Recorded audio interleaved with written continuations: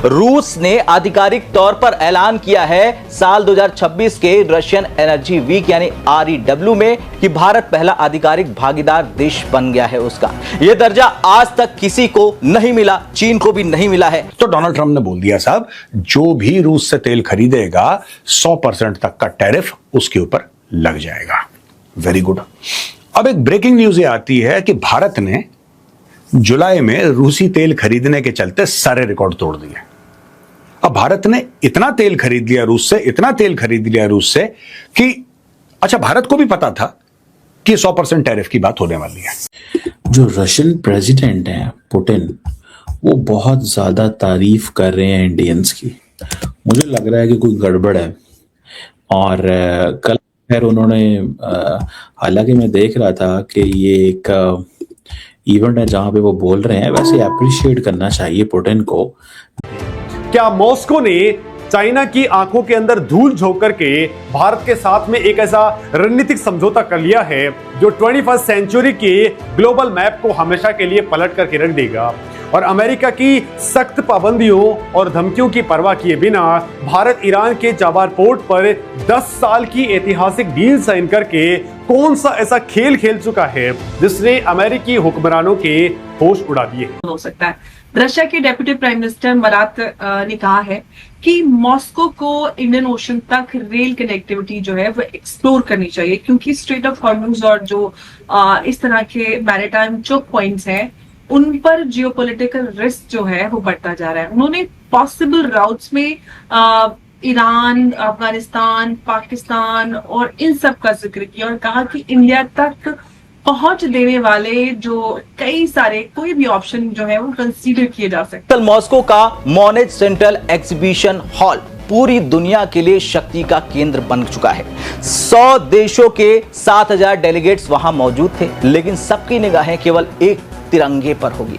रूसी सरकार के बयान के अनुसार भारत इस फोरम का स्टार पार्टनर है। Federation of Indian petroleum industry यानी कि FIPI की अगुवाई में भारत की 8 सबसे बड़ी महारत्न और नवरत्न कंपनियां वहां भारत का झंडा गाड़ रही हैं। जय हिंद साथियों, रूस और भारत की दोस्ती में और भी गहराइयां बढ़ती जा रही है। रूस ने यह ऐलान कर दिया कि भारत उसका सबसे अच्छा दोस्त है। और साथियों, ये सुनकर अमेरिका और थोड़ा बहुत चाइना को भी जलन हुआ। लेकिन साथियों, ये होने के पीछे कोई मामूली कारण नहीं है, क्योंकि साथियों भारत की विदेश नीति ने रशिया की अर्थव्यवस्था को जिंदा रखने में बहुत ही ज्यादा सहायता किया। क्योंकि साथियों, अमेरिका तो पूरी तरीके से ये ठान चुका था कि वो रशिया की इकोनॉमी को बर्बाद कर देगा। लेकिन साथियों, भारत जैसा दोस्त रशिया के पास था और इसीलिए रूस को किसी भी चीज की कमी होने नहीं दिया।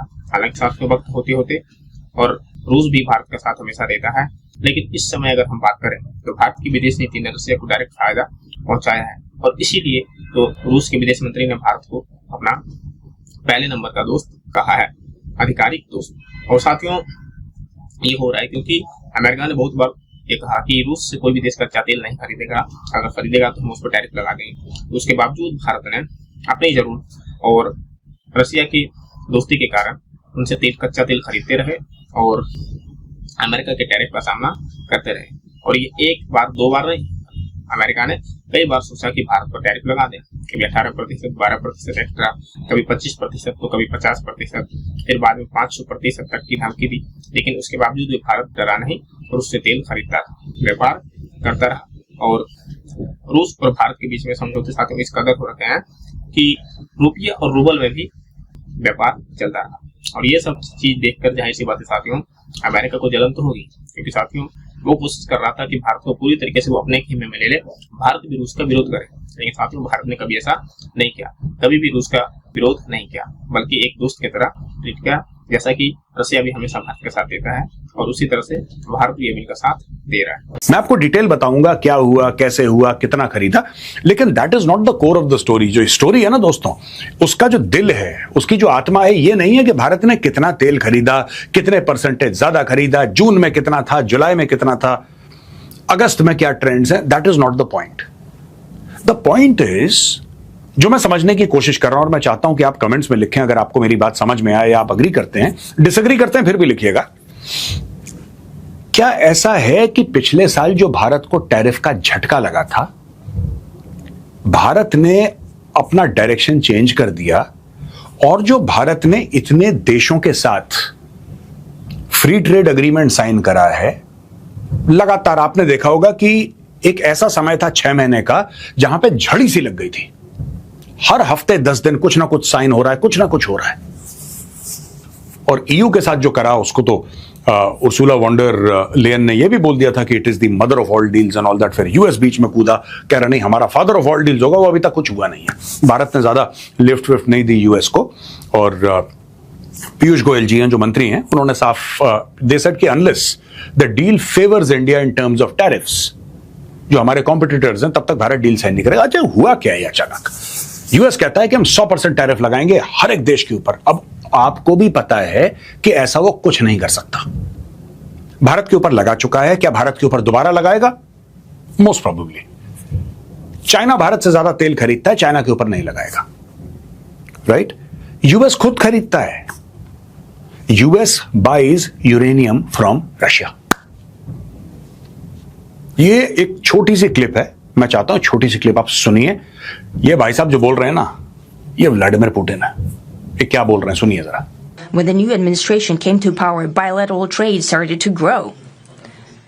It's still very symbolic. Still, we have a growth of 20%. As I've said, we have a lot of dimensions for joint work. Putin actually Anchorage Alaska में पिछले साल खड़े होके यूएस सॉइल में डोनाल्ड ट्रंप की तरफ देख के ये कह रहे हैं, थैंक यू मिस्टर प्रेसिडेंट, आपका बहुत बहुत धन्यवाद। जैसा भी है, लेकिन वो सवालों के जवाब भी देता है, मीडिया को इंटरव्यू भी देता है और पैनल के सामने भी आके बैठता है। ये कोई मामूली चीज नहीं है। मैं ऐसे दुनिया के बहुत सारे ममालिक के वजीर आजम को जानता हूं जो प्रेस कॉन्फ्रेंस में सवाल नहीं लेते, डरते हैं।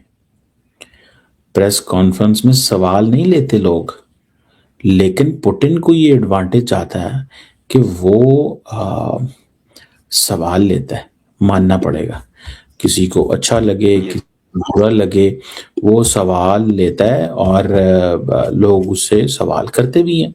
एक बात तो ये साबित होगी। अभी फॉर एग्जांपल उसने कहा जी रशिया, उसने कहा जी कि हमारे ब्रदरली रिलेशन है इंडिया के साथ, वहाँ के लोग बड़े टैलेंटेड हैं, एजुकेटेड इंडियंस हैं, लेकिन वो एजुकेटेड इंडियंस जाना अमेरिका, बरतानिया, Sweden, Denmark, Germany, France, Poland, चेक रिपब्लिक जाना चाहते हैं, मॉस्को कोई नहीं आना चाहता। और रिसेंटली आपको पता भी होगा कि रशिया ने कुछ इंडियंस को हायर भी कर लिया था to fight against the Ukrainians. फिर वहां भी शोर मचा और वो फिर उनको वो चले गए। ठीक है, तो ये देखते हैं कि टैक्टिकल लेवल पे क्या नीचे हो रहा होता है, टैक्टिकल लेवल पे क्या नीचे हो रहा होता है, कि ये चीज जो है वो that is in front of us. मैं जब इसको ये देखता हूं कि ये इतनी तारीफ और वो कह रहे हैं कि जनाब चलो डिक्टेशन नहीं ली, ये नहीं किया, वो नहीं किया,